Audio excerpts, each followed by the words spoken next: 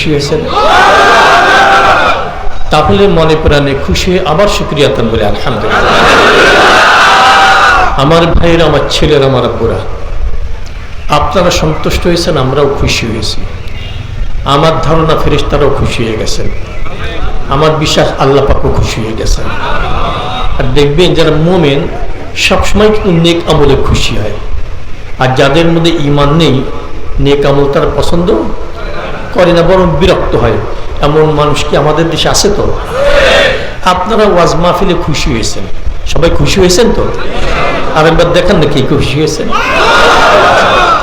অনেক মানুষ কিন্তু ওয়াজ মাহফিলে বিরক্ত হয়, বাংলাদেশে আছে। আবার বেশিরভাগ দেখবেন সাধারণ মানুষ, মূর্খ মানুষ, তারা কিন্তু বিরক্ত হয় না। অনেক হায়ার এডুকেটেড, মানে যাদেরকে বুদ্ধিজীবী বলা হয়, সবাই না, কিছু বুদ্ধিজীবী আছে ওয়াজ মাহফিল বেশি হলে রাগ করে, গুসা হয় ওদের, আছে না? আচ্ছা আব্বুরা বলুন তো, একটা ওয়াজ মাহফিল এলাকায় হলে এলাকার কোনো ক্ষতি হয় নাকি? হ্যাঁ, নাকি উপকার হয়? অনেক বেনামাজি নামাজি হয়ে যায়, কি অনেক বেয়াদব আদবওয়ালা হয়, অনেক সন্ত্রাসী মোস্তান আল্লাহওয়ালা হয়, কি বলেন? যারা গান বাজনা ছাড়া থাকতেই পারি না, তার জিকির আজগার করতে অভ্যস্ত হয়, কথা ঠিক না? আর যে সকল মেয়েরা বেপর্দায় চল, তারা পর্দা করতে শিখে। আমি কথা ঠিক বললাম? যে সকল সন্তানের বাবা মায়ের সঙ্গে বেয়াদবি করতে ওয়াজ মাহফিলে আসবার পরে এখন আর বেয়াদবি করতে চায় না, এমন প্রমাণ আছে না? আমার মেয়েরা যারা বেপর্দায় চলতে ওয়াজ মাহফিলের মহিলা প্যান্ডেলে বসবার ছিল, অনেক মেয়েরা পর্দা শুরু করেছে। আমি কি ভুল বললাম নাকি? আচ্ছা তাহলে বলুন তো, ওয়াজ মাহফিলে ক্ষতি হয় না উপকার হয়? লস হয় না লাভ হয়? এইখানে চিন্তার বিষয়, যেটা কোনোই ক্ষতি করলো না, এখানে কেন বিরক্ত হয়ে গেল? আব্বুরা বলুন তো, এই এলাকার, আশুলিয়া এলাকার আমার প্রত্যেকটা যুবক ছেলে যদি সিদ্ধান্ত নেয় যে আমরা সবাই পাক্কা নামাজি হয়ে যাব, কি হয়ে যাব? সকল যুবকেরা সিদ্ধান্ত নিল আমরা সবাই কি হয়ে যাব? নামাজি হয়ে যাব। আচ্ছা বলুন, এই সিদ্ধান্ত যদি বাস্তবায়ন করতে সক্ষম হয়, আশুলিয়ার কতটুকু ক্ষতি হবে? কোনো ক্ষতি হবে না। তার ব্যক্তিগত, পারিবারিক, সামাজিক, অর্থনৈতিক, রাজনৈতিক, রাষ্ট্রীয় কোনো ক্ষতি হবে না, সবাই একমত। আমার যুবক ছেলেরা সবাই নামাজি হলে রাষ্ট্রের কোনো ক্ষতি হবে না। আচ্ছা, যেটা ক্ষতি করলো না, এখন নামাজি দেখলে অনেকে নাক সিটকা না, কি বলেন? আর অনেকেই বলতে চায় নামাজ পড়লে নাকি সময়ের অপচয় হয়, নাউজুবিল্লাহ বলবেন। কারণটা কি? এইখানেই চিন্তার বিষয়, যেটা কোনো ক্ষতি করলো না, বরং উপকার হলো, এইখানে বিরক্ত হলো। আছে নাকি বাস্তবতা? আব্বুরা বলুন তো, এই আসলে আমার প্রত্যেকটা মেয়ে যদি সিদ্ধান্ত নেয় আমরা বেপর্দায় চলাফেরা করব, কি সিদ্ধান্ত? আমরা বেপর্দায় চলাফেরা করব না, এই সিদ্ধান্ত যদি বাস্তবায়ন হয়ে যায়, বলুন তো আসলে আর কতটুকু ক্ষতি হবে? জোরে বলবেন। কোনো ক্ষতি হবে না। কারণ ব্যক্তিগত, পারিবারিক, সামাজিক, অর্থনৈতিক, রাষ্ট্রীয়, রাজনৈতিক কোনো ক্ষতি হবে না। কি হবে বলুন? উপকার। বলুন কি হবে? সবাই একমত। তবু আমি সংকোচ দূর করার জন্য প্রশ্ন করতে চাই, আচ্ছা কারা কার উপকার হবে মনে করেছেন? এটা হাতে করে দেখেন। সবাই একমত, মেয়েরা পর্দা করলে উপকার হবে, ক্ষতি হবে না।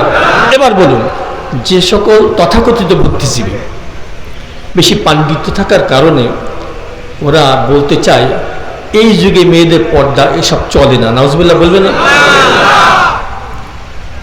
তাহলে কি পর্দা কি ক্ষতির কারণ হলো নাকি? কোরআন কি ক্ষতির কারণ হলো না? ওরা বসে না। কোনটা? ওরা বসে না। তাহলে বুঝতে পারলাম, একদল ইসলামের অনুশাসন পছন্দ করে আর একদল ইসলামের অনুশাসন অপছন্দ করে। এই বাস্তবতা কি বাংলাদেশে আছে? কারণটা একটু পরে বলতেছি। আমার আব্বুরা রাগ করবে না, হায়ার এডুকেটেড যারা, এরা কিন্তু দুই ভাগে বিভক্ত হয়েছে। একদল এডুকেটেড, ওরা কিন্তু সমাজকে আলো দিতে চায়। যুবকেরা খবরদার বেয়াদবি করবে না, বাবা মার সঙ্গে বেয়াদবি করবে না, এরকম বলে কি বলে না? আর দেখবেন যুবকেরা নামাজি হলে ওই সকল বুদ্ধিজীবী খুশি হয়, আছে না অনেক বুদ্ধিজীবী? আর কিছু আছে ওরা বলতে চায় এটা বিজ্ঞানের যুগ, এটা কম্পিউটারের যুগ, এটা মডার্ন যুগ, এটা অত্যাধুনিক যুগ, এই যুগে নাকি কোরআন চলে না। নাউজুবিল্লাহ বলবেন না? আরেকবার বলবো নাকি নাউজুবিল্লাহ? আচ্ছা, আমি আপনাদের ইমানি চেতনা সম্পর্কে স্পষ্ট হতে চাই। যুগ যাই হোক না কেন, কোরআন চলবে কি চলবে না? আংশিক চলবে না পুরোপুরি চলবে? ওদের কপালে আগুন লাগতেই পারে, এই জন্য তো আমরা স্বেচ্ছায় আমাদের কপালে আগুন লাগাতে পারি না, কথা ঠিক না? আমরা বিশ্বাস করে ফেলেছি কোরআন যেমন ছিল তেমনই আছে, আগামী তো আলহামদুলিল্লাহ। এখন আমি যে বলতে আশ্বস্ত করেছিলাম, কারণটা কি? প্রত্যেকটা উপকারী বিষয়কে অপছন্দ করলো, আছে না? কারণটা কি? আব্বুরা, কোরআনের মধ্যে তো আল্লাহ পাক আলো রেখেছেন, জ্যোতি রেখেছেন, তাই না? একটা কথা মনে রাখবেন, আলো না থাকলে সমস্যা তিনটা। কয়টা? হ্যাঁ, মনে রাখবেন। একটা হলো, আলো না থাকলে অনেক সময় উপকারীকে অপকারী মনে হয়। কি বললাম বলুন তো? আলো না থাকলে অনেক সময় উপকারীকে অপকারী মনে হয়। 2 নম্বর, আলো না থাকলে অনেক সময় অপকারীকে উপকারী মনে হয়। কয়টা বললাম? 2টা। 3 নম্বর, আলো না থাকলে অনেক সময় অযথা কষ্ট পেতে হয়। কয়টা বললাম? বলি তো 1 নম্বরটা কি বলেছিলাম? আলো না থাকলে অনেক সময় উপকারীকে অপকারী মনে হয়। 2 নম্বর, আলো না থাকলে অনেক সময় অপকারীকে উপকারী মনে হয়। 3 নম্বর, আলো না থাকলে অযথা কষ্ট পেতে হয়। সবাই কি একমত? উদাহরণ দিলে সহজ হবে। আব্বুরা, এই মাহফিল শেষে গভীর রাত্রে মনে করুন আমি চলেছি একটা জঙ্গলি সরু রাস্তা দিয়ে। আমার কাছে কি নাই বলুন তো? লাইট নেই, আলোর কোনো ব্যবস্থা নেই। এটা জঙ্গলি সরু রাস্তা। আমার কাছে মনে হচ্ছে একটা সাপ বোধহয় রাস্তার উপরে পড়ে আসে। আচ্ছা বলুন তো, গভীর রাত্রে সাপ ডিঙ্গিয়ে যাওয়ার সাহস কি মানুষের হয়? আমি ব্যাক করলাম, এসে মসজিদের ইমাম সাহেবকে বললাম, হুজুর থাকবার একটু জায়গা করে দেন, রাস্তার সমস্যা হয়েছে। দেখবেন পল্লীতে অনেক সময় রাত্রবেলায় সাপের নামটা উচ্চারণ করতে সাহস পায় না, কথা ঠিক না? ইমাম সাহেব দয়া পরামর্শে আমাকে জায়গা দিলেন। সকালবেলা উঠেই দোকানের সামনে গিয়ে গল্প দিচ্ছি, বিশাল এক সাপ দেখে বাড়িতে যেতে পারি নাই। আমি গল্প দিচ্ছি, কথার কথা। তো একটু পরে আমার এক বন্ধু আসছেন ওখানে, এসে বলছেন যে সাপটা কোথায় দেখেছেন? বললাম ওই যে জঙ্গলি সরু রাস্তা, ওই রাস্তার উপরে। মানে আমার বন্ধু বলছে, আচ্ছা বন্ধু আপনার কাছে কি লাইট ছিল, আলো ছিল? বলে না, তাতে ছিল না। বলে বন্ধু আমি একই রাস্তা দিয়ে গিয়েছি, আমিও ওটা দেখেছি, আমি রাস্তা দিয়ে বাড়ি চলে গিয়েছি। আসলে আপনি যেটাকে সাপ মনে করেছেন, আসলে ওটা সাপ ছিল না, মোটা একটা রশি বা দড়ি, এটা রাস্তার উপর পড়েছিল। আচ্ছা বলুন তো, রশি দড়ি এটা কাজে লাগে না? এটা অপকারী না উপকারী? উপকারী। আচ্ছা এই যে একটা উপকারী বিষয়কে অপকারী মনে করলাম, কিসের অভাবে? সবাই একমত? আলো না থাকলে উপকারীকে অপকারী। 2 নম্বরটা কি মনে আছে? আলো না থাকলে অপকারীকে উপকারী মনে হয়। আচ্ছা আমার কথাই বলি, গভীর রাত্রে বাসায় গিয়েছে, বিড়ালে খানা খেয়ে গেছে। অনেক সময় শহরে কম হয়, পল্লীতে বেশি হয়। এখন কথার কথা, আমার বিবি, আমার গিন্নি যদি কর্কর ভাসিনী হয়, আমি গভীর রাত্রে বলতে পারবো খানা পাকিয়ে দাও? এই সাহস কিন্তু পাবো না, অনেকের ঘরে আছে। এখন চিন্তা করতেছি, আলমিরার মধ্যে 1 বোতল পানি ছিল, পিসাব চরমায় পড়ে দিয়েছিলেন। এদিকে লোডশেডিং চলছে, আমার কাছে কি নাই বলুন তো? কি নাই? লোডশেডিংও চলছে। এখন অন্ধকারে টোকাতে টোকাতে আলমিরার ওই দরজা হাত পড়েছে, দরজা খুললাম। মনে আছে ওই আলমিরার তাকে অনেকগুলো বোতল ছিল, কোনো বোতলে চরমায় পিসাবের ফুঁকে দেওয়া পানি, কোনটা কেরোসিন তেল, কোনটা ইঞ্জিন, ইত্যাদি ইত্যাদি। এখন একটা বোতল হাতে নিয়েছি, আমার কাছে কি নাই বলুন তো? কি নাই? হাতে নিয়েছি। আমি মনে করছি এইটাই সেই পিসাব চরমায় ফুঁকে দেওয়া পানি। নাকের কাছে নিয়ে দেখি মারাত্মক দুর্গন্ধ। এখন মনে পড়ে গেছে যে বোতলে ইঞ্জিন ছিল, সেই বোতলটা আমি হাতে করেছি। আব্বুরা, ইঞ্জিন পান করার পর উপকারী না অপকারী? মানে জীবনটাও নাশ হয়ে যেতে পারে। আচ্ছা এই যে মহা উপকারী মনে করলাম, কিসের অভাবে? জোরে বলা লাগবে যে সবাই একমত? তা আলো না থাকলে অনেক সময় অপকারীকে উপকারী হয়। 3 নম্বরটা মনে আছে, আলো না থাকলে অনেক সময় অযথা কষ্ট পেতে হয়। কথার কথা বলছি, আমি চলেছি গভীর রাত্রে, কাছে 50,000 টাকা। কত? তা আগে তো বেশি চিন্তাই হতো, এখন বোধহয় হয় না, মাঝে মধ্যে হয় না। এমন একটা এলাকা দিয়ে যাচ্ছি, প্রায় চিন্তায় হয় ডাকাতে হয়। আমার কাছে কত টাকা? কিন্তু নাই কি? কি নাই? যেখানে প্রায় চিন্তা হয়, ঠিক ওইখানে গেলে মনে হয় এই যে ছিনতাইকারী বোধহয় রাস্তায় দাঁড়িয়ে আছে। এখন ভয় কম না বেশি? মানে জানটাও যেতে পারে, মালও চলে যেতে পারে। এখন মনে করলাম ওয়াজ মাহফিল থেকে এসেছি, শায়েখে চরমায় বয়ান শুরু করেছেন, এই বয়ানের থেকে 2-1টা বাক্য শোনালে হয়তো মনটা নরম হয়ে যেতে পারে। এখন দাঁড়িয়ে দাঁড়িয়ে বয়ান শুরু করছি, কিন্তু ছিনতাইকারী ডাকাত রাস্তাও ছাড়ে না, কথাও বলে না। এখন টেনশন আর বাড়তেছে না, কি বলেন? অনেকক্ষণ নসিহত করলাম, কোনো কাজ হয় না। মনে করলাম জীবনে ঝুঁকি নেওয়াই লাগবে, কি বলেন? টাকার জন্য অনেক সময় জীবনে ঝুঁকি নেয় না। পা দিয়ে টুকাচ্ছি যে একটা মোটা লাঠি যদি পেতাম, ওর মাথার উপরে এমন একটা পিটুনি মারতাম, ও ধরাশায়ী হয়ে যেত। পা দিয়ে টুকাতে টুকাতে একটা মোটা লাঠিও পেয়ে গেছি। এখন এক কদম দুই কদম করতে করতে কাছে গিয়ে শরীরের সর্বশক্তি নিয়োগ করি এমন একটা পিটুনি মারছে, এখন দেখি লাঠি ভেঙে গেছে, লাঠি ভেঙে চৌচির হয়ে গেছে। চিৎকারও দেয় না, দৌড়ও দেয় না, আক্রমণ করে। এখন টেনশন বেড়ে গেছে না, কি বলেন? এর মধ্যে আমার এক বন্ধু চলে আসছেন। কার কাছে কি ছিল? আমার কাছে কি ছিল না। এসে বলছে, বন্ধু কি হয়েছে, কিসের আওয়াজ শুনলাম, কাকে এত আওয়াজ নসিহত করছিলেন? বলে বুঝতে তো পারলাম না। দেখুন তো, এখন লাইট মেরে দেখেন, যার পিছনে এত মেহনত করলাম, যাকে পিটুনির লাঠিও ভেঙে ফেললাম, আসলে ছিনতাইকারীও না, ডাকাতও না, একটা মাথা ভাঙ্গা গাছ এখনো সোজা দাঁড়িয়ে আছে। আচ্ছা বলুন, এই যে কষ্টটুকু করলাম, অযথা কষ্ট হয়েছে না? কিসের অভাবে? আলো না থাকলে সমস্যা কয়টা? কয়টা? উপকারীকে অপকারী মনে করে, অপকারীকে উপকারী মনে করে, অযথা। একটু দেখাই আব্বুরা, নামাজ কি অপকারী না উপকারী? হ্যাঁ, আচ্ছা আপনারা বলেন, এবার আপনাদের থেকে আমি ওয়াজ শুনতে চাই। আচ্ছা, যারা নামাজকে অপকারী মনে করে, কিসের অভাব? মাশাআল্লাহ, কিসের অভাব? সেই আলো থাকে কোথায়? পর্দা অপকারী না উপকারী? যারা অপকারী মনে করে, কিসের অভাবে? এবার নেগেটিভটা বলেন। আচ্ছা, চুরি, ডাকাতি, সন্ত্রাসী, দুর্নীতি, এগুলো কি উপকারী না অপকারী? হ্যাঁ, এইটাকে যারা উপকারী মনে করে, কিসের অভাবে? এই জন্য অযথা কষ্ট পায় কি পায় না? শুধু নিজেরা না, দেশবাসী কষ্ট পায়। তাহলে আলো যেন আল্লাহ পাক আমাদের কলবের মধ্যে প্রবিষ্ট করে দেন, সবাই মিলে আমিন। যে একটা উদাহরণ দিচ্ছি, মাঝে মধ্যে রাগ করতেছেন নাকি? মানে আমারও বোঝার প্রয়োজন আছে। আব্বুরা বলেছিলাম যে ভালো বিষয় আমি এত বড় শিক্ষিত হওয়া সত্ত্বেও কেন মানতে পারলাম না? দেখবেন ওরা কিন্তু অনেক বই লেখে, পড়ে। একজন বুদ্ধিজীবী হতে গেলে অনেক বই পড়া লাগে না, কি বলেন? শত শত বই পড়ে, হাজার হাজার বাক্য পড়ে, লক্ষ লক্ষ অক্ষর পড়ে। এরপর ও দেখলো ওই একটা জায়গায় সমস্যা, কোনো বইতে কোনো বিরক্তি নাই, ওই একখানা কিতাবে বিরক্তি। সেই কিতাবের নাম কি? জোরে বলা লাগবে যে, হ্যাঁ, আছে না? তাহলে নিশ্চয় সমস্যা আছে। তার সমস্যা একটু উল্লেখ করি, আমি দু একটা উদাহরণ দেব। আচ্ছা, আমি এই যে মাইকের একটা অংশ হাত দিয়ে ধরতে চাই, ধরতে পারি না, তাহলে আমার সমস্যা কোথায়? জোরে বলা লাগবে। হাতে সমস্যা থাকলে ধরা যায়। আচ্ছা, আমরা চলতে চাই, গন্তব্যে পৌঁছাতে চাই, হাঁটতেই পারি না, আমার সমস্যা কোথায়? অতি মনোরম দৃশ্য দেখতে মন চায়, দেখতেই পারি না, সমস্যা কোথায়? অতি সুমধুর কণ্ঠস্বর শুনতে মন চায়, শুনতেই পারি না, সমস্যা কোথায়? আবুরা অতি সুস্বাদু খাদ্য খাই, স্বাদ পাই না, সমস্যা? কে কে একমত হয়েছে না? হাত করেন।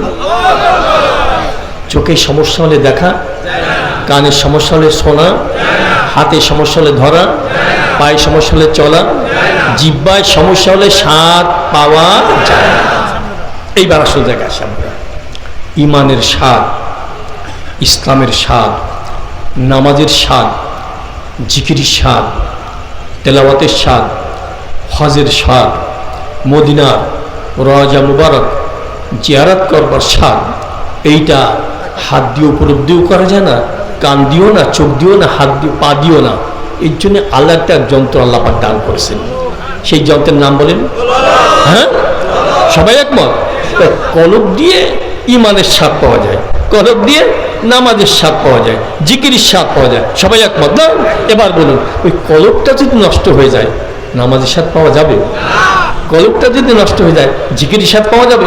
তেলাওয়াতের স্বাদ পাওয়া যাবে? তাহলে এই সমাজে, এই আশুয়ালি এলাকায় এখনো যারা নামাজকে ভালোবাসতে পারে নাই, ইসলামের বিধান মানতে পারে নাই, তাদের কি কোনো হাতের সমস্যার কারণে?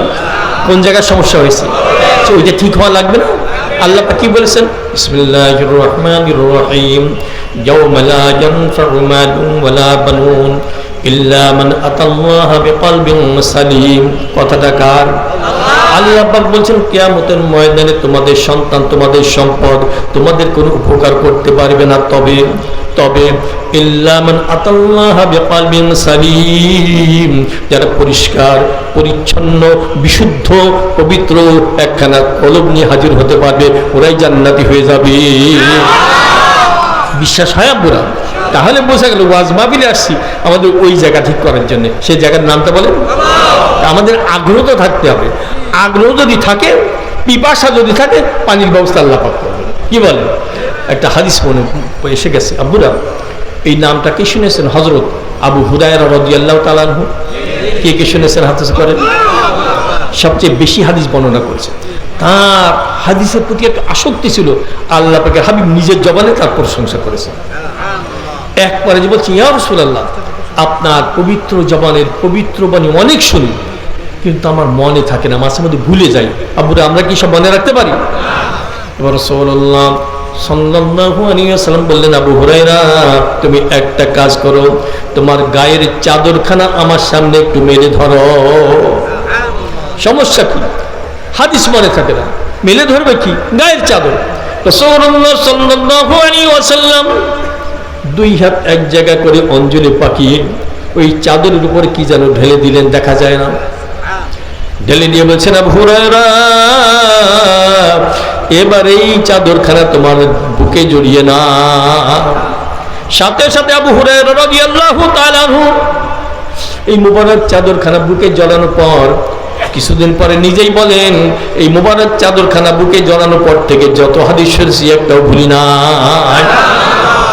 তাহলে বোঝা গেল তার মধ্যে পিপাসা ছিল। কি বলেন?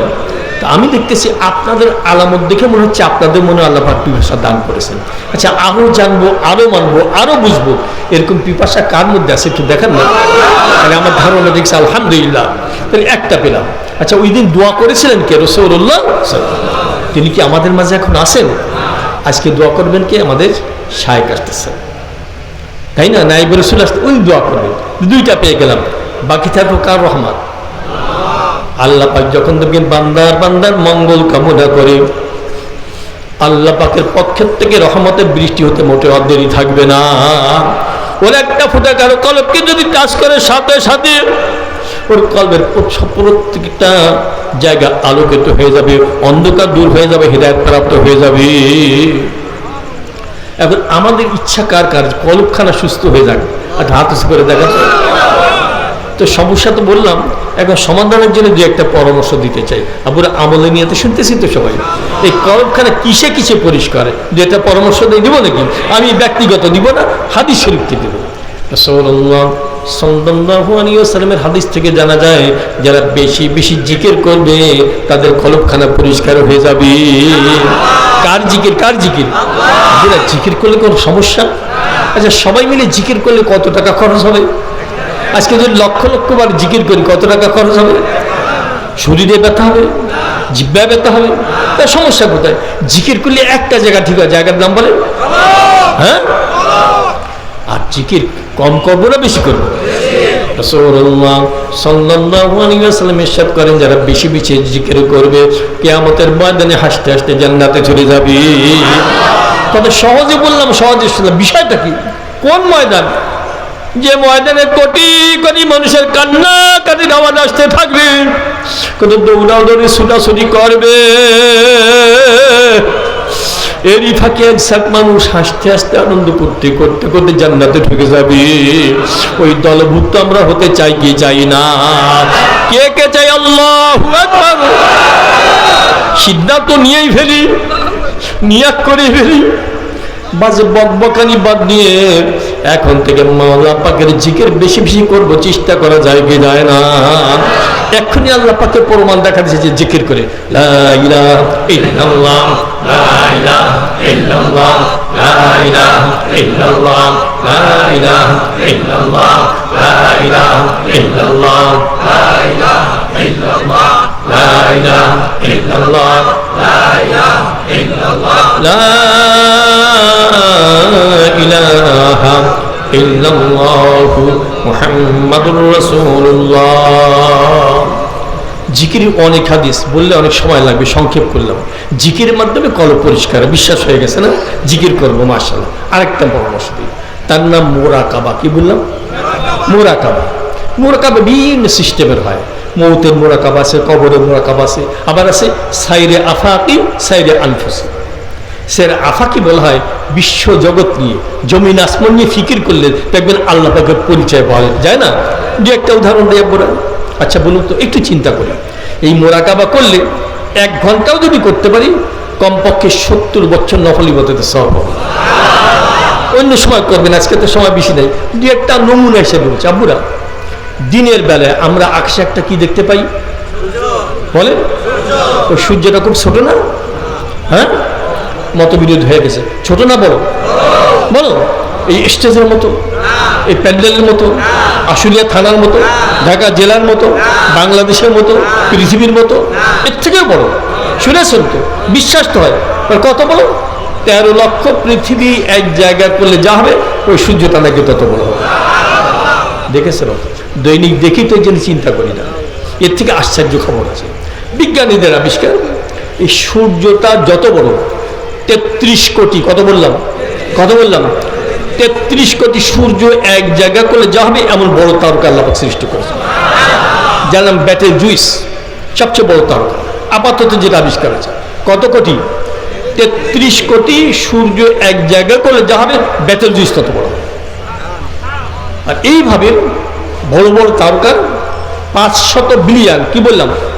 500 বিলিয়ন, মানে বুঝেছে তো, 1 বিলিয়ন হয় 100 কোটি, 1 বিলিয়নে 100 কোটি, এর 500 বিলিয়ন তারকা দিয়ে একটা গ্যালাক্সি তৈরি হয়। আর বিজ্ঞানীরা বলতেছে মহাকাশে কোটি কোটি গ্যালাক্সি আল্লাহ সৃষ্টি করেছে। এখন আপনারা বলতে পারেন, হুজুর কেমন একটা কথা বললেন, এত বিশাল বিশাল, আমরা দেখি একটা কুলের মতো, একটা বড়ের মতো, বুটের মতো বিষয়টাকে। এটা সহজ হিসাব। আব্বুরা, বস্তু যত দূরে যায় ততই কি দেখা যায়? হ্যাঁ, এয়ারপোর্টে যেমনটা দেখি পেলেন, আবার উপরে গেলে আরো উপরে গেলে, তাই বস্তু যত দূরে যায় ততই দেখেন কত দূরে। সবচেয়ে নিকটতম তারকা যেটা, নিকটতম তারকা যার নাম প্রক্সিমা সেন্টারি, সবচেয়ে নিকট। এর দূরত্ব সম্পর্কে ধারণা দিব নাকি? আপাতত যেটা আবিষ্কার হয়েছে, মনে আছে কি মুরব্বীদের? চাঁদে গিয়েছিল একটা বাহন, মনে আছে? অ্যাপেলো 11, মনে আছে? অ্যাপেলো 11, ওর গতি ছিল সেকেন্ডে 11 কিলোমিটার, 1 সেকেন্ড মানে 1-2 বললে 11 কিলোমিটার, 1 মিনিটে 660 কিলোমিটার, 1 ঘন্টায় 39,000 কিলোমিটার। তার গতি কম না বেশি? উপরে গেলে আরো গতি বাড়ে। এখন বিজ্ঞানের মোটামুটি সব বোঝানোর জন্য বলছে, এই গতিতে রকেটটা যদি ছেড়ে দেওয়া হয়, সবচেয়ে নিকটতম তারকায় ওই প্রক্সিমা সেন্টারে পৌঁছাতে লাগবে 1,15,000 বছর। এইবার তো দেখুন তো আল্লাহ পাকের কুদরত, আল্লাহ পাক কত বড়। এই যে গ্রহ নক্ষত্র গুলো কিভাবে কক্ষপথে পরিভ্রমণ করছে, আল্লাহ পাক বোঝেন কুল্লুন ফি ফালাকিন ইয়াসবাহুন, প্রত্যেকটা গ্রহ নক্ষত্র নিজ নিজ কক্ষপথে পরিভ্রমণ করে। কথা টাকা। আচ্ছা, এই যে বিশাল বিশাল প্রকাণ্ড প্রকাণ্ড নক্ষত্র যিনি পরিচালনা করলেন, তার কুদরতে কত ক্ষমতা, কত বল, কত শক্তি, এইটা যারা ভাবে না তারাই হয় বেপরোয়া। এইটা যারা ভাবে চিন্তা করে, এরা কখনো বেপরোয়া হতে পারে না। এই জন্যই দেখবেন মোরাকাবা যারাই করে, শেষ পর্যন্ত চোখ দিয়ে টপ টপ করে পানি পড়েছে। আল্লাহ কত বড়, আর আপনারা নাফরমানি করতেছে। আমি জাহান্নামের আযাব কিভাবে সহ্য করবো? আব্বুর একটা উদাহরণ দিন। লোহা, 1 খণ্ড লোহা নিলাম, অনেক বেশি তাপ দিলাম, তাপ দিতে দিতে রংটা কেমন হয়? জোরে বলা লাগবে, লাল হয়ে যায়। আচ্ছা, 1 খণ্ড লৌহ গরম করে লাল টকটাকা আর এক পাশে রাখলাম, অন্য পাশে 1 বস্তা টাকা, মানে 1 কোটি টাকা, কত রাখলাম? এবার মাইকিং করে দিলাম, বিশাল আকারের পুরস্কার আছে, 1 কোটি টাকা পুরস্কার দেওয়া হবে আগামীকাল সকালে আসলে এই পরীক্ষা পাশ করবে। আচ্ছা বলুন তো, ওই দিন কি লোকজন কম হবে না অনেক বেশি জমা হয়ে যাবে? হ্যাঁ, বাড়িঘর ছেড়ে চলে আসবে। টাকা কত? 1 কোটি টাকা কোনো ক্রমে পাইলে হয়। আচ্ছা বলুন, মাঠ ভরে গেছে। এইবার ডান পাশে কি? আগুন, লোহা, টকটকা লোহা, বাম পাশে 1 কোটি টাকার বস্তা। এবার যদি ঘোষণা দেওয়া হয় মাত্র 5টা মিনিট ধরে রাখতে পারলে 1 কোটি টাকা দেওয়া হবে। এই টকটকা লৌহখণ্ড মাত্র 5 মিনিট ধরে রাখতে পারলে তাকে 1 কোটি টাকা দেওয়া হবে। আবার কয়জনের ধরার জন্য এগিয়ে আসবে? জোরে বলে। টাকা কত? 1 কোটি। একজনও আসবে না, সময় কমিয়ে দেন, একটা মিনিট ধরে রাখলে 1 কোটি টাকা পাবে। কয়জন পাওয়া যাবে? চিন্তা করেছিল কখনো? এইবার প্রত্যেকের মনের কাছে প্রশ্ন করে, মেয়েরা প্রত্যেকের মনের কাছে প্রশ্ন করে, দুনিয়া সামান্য একটু আগুন, একটা মিনিট সহ্য করতে রাজি হলো না। আর যে আগুনের কথা আল্লাহ পাক বলছেন নাসাআতুল লিশওয়া, জাহান্নামে পড়বার সাথে সাথে, জাহান্নামের আগুন টাচ করবার সাথে সাথে গায়ের চামড়া খুলে খুলে পড়তে থাকবে। একবার দুইবার নয়, কুল্লামা নাদিজাত জুলুদুহুম বাদদালনাহুম জুলুদান গায়রাহা লিয়াযুকুল আযাব। যতবার চামড়া খুলে পড়বে ততবার নতুন চামড়া তৈরি হবে। এইভাবে হাজার হাজার লক্ষ লক্ষ বার পড়তে থাকবে, লক্ষ লক্ষ বার মাওলা পাককে ডাকতে থাকবে। ওই ডাকায় কোনো লাভ হবে না। অথচ দুনিয়া যদি আল্লাহ বলে একটা ডাক দেয়, আল্লাহ পাকের রহমতের সাগরে এমন তুফান খেলা শুরু হয়ে যায়, ওর একটা ফুটাকার কলবকে টাচ করবার সাথে সাথে আল্লাহ পাকের মহব্বতের কলবটা পরিপূর্ণ হয়ে যায়। মুরাকাবা করলে কি ঠিক হয় বুড়া? জিকির করলে এই যেটা বলছিলাম সামান্য কয়েকটা কথা। বুড়া, আল্লাহ পাকের সৃষ্টির রহস্য নিয়ে যদি আলোচনা করি, আমি 1 বছর আলোচনা করলে সব শেষ হয়ে যাবে? হ্যাঁ, 5 বছর শেষ হবে না, লেখলেও শেষ হবে না। দু একটা নমুনা এসে বললাম আল্লাহ পাক কত বড়, তাকে ভয় করার দরকার আছে না বুড়া? ভয় করার দরকার আছে। কিন্তু ওলামায়ে কেরাম যে নসিহত আমাদের করেন, ওনারা কি ধোঁকা দেন আমাদের ফাঁকি দেওয়ার জন্য?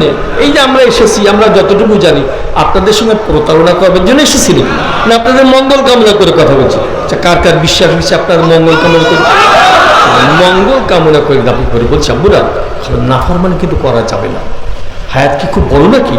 এই তো কত শোক সংবাদ, হঠাৎ করে শোক সংবাদ চলে গেছে, 5 জন চলে গেছে, হয় কি হয় না? পেপার খুললে তো 10 জন চলে গেছে, নৌকা ডুবি হয়েছে, অগ্নিকাণ্ড হয়েছে, বজ্রপাত হয়েছে, ঝাঁকে ঝাঁকে চলে যাচ্ছে। আমরাও যাবো না একদিন? বুড়া দেখছেন একটা বাড়ির থেকে একজন দুনিয়ার থেকে যখন চলে যায় কি অবস্থা সৃষ্টি হয় দেখছেন? ওই বাড়িতে একটা ছোটখাটো কিয়ামত কেমনের কায়েম হয়ে যায়। দেখবেন সব দৌড়াদৌড়ি, কেউ বাজারে চলে যায় কাপড় কেনার জন্যে, কেউ চলে যায় সাবান কেনার জন্যে, কেউ গুরুস্থানে মাটি খোঁড়বার জন্য চলে যায়, কেউ বাঁশবাগানে চলে যায় বাঁশ কাটবার জন্য, হয় কি হয় না? এরপর দেখবেন কেউ কেউ মোবাইল নিয়েও বসে যায়, কি শোক সংবাদ যখন জানানোর জন্য। যারা দূর আত্মীয় তাদেরকে বলে দেয় অমুকে ইন্তিকাল করেছে, একটু দেখার জন্য আসলে চলে আসো, জানাজা এই কয়টা হবে। কিন্তু আপন আত্মীয়কে ডাইরেক্ট বলে না। মনে করেন মেয়েটাকে বিয়ে দিয়েছে অনেক দূরে, তাকে ফোন দিয়ে কি বলে, তোমার আব্বুকে যদি দেখতে চাও তো তাড়াতাড়ি করে চলে আসো। ডাইরেক্ট বলে না তোমার আব্বুকে আর পাবা না, বলে নাকি? আচ্ছা বলুন তো, মেয়েটা অনেক দূরে বিবাহ দেয়, যখন এই জাতীয় একটা শোক সংবাদ মোবাইলে জানতে পারে, ওর কলিজায় একটা আঘাত লাগে না? সঙ্গে সঙ্গে দৌড় দেয়, ছোট্ট বাচ্চাটাকে কোলে করে নিয়ে দৌড় দেয়। এসে বাড়ি, বাপের বাড়ির পাশে যে গোরস্থান, এক ঝাঁক মানুষ দেখতে পায়। বলুন তো, ওই এক ঝাঁক মানুষ দেখবার পরে কলিজে একটা আঘাত লাগে কি লাগে না? কাকে নিয়ে আয়োজন? নিশ্চয়ই আমার আব্বু হতেও পারে। আবার আত্মসন্তানের জন্য নিজেকে বুঝায় যে অন্য কারোর জন্যও তো হতে পারে। এবার কদম কি আসতে চলে না আরো জোরে চলে? যেতে যেতে বাপের বাড়ির সামনে দেখে এক ঝাঁক মানুষ দাঁড়িয়ে আছে, তার মধ্যখানে একটা পালকি দেখা যায়, যে পালকিটা মসজিদের বারান্দায় দেখা যায়। ওই পালকিতে কত বর চলে গেল, একজন বড় ফিরে আসে নাই। পালকির দিকে নজর করবার পরে বুঝতে আর বাকি থাকে না, আব্বুকে যতই ডাকি না কেন আজকে আর সারা পাওয়া যাবে না। একটা দৌড় দেয়, বাচ্চাটাকে কোলের থেকে নামিয়ে হঠাৎ করে কান্নাকাটি করতে করতে বেহুশ হয়ে পড়ে যায়।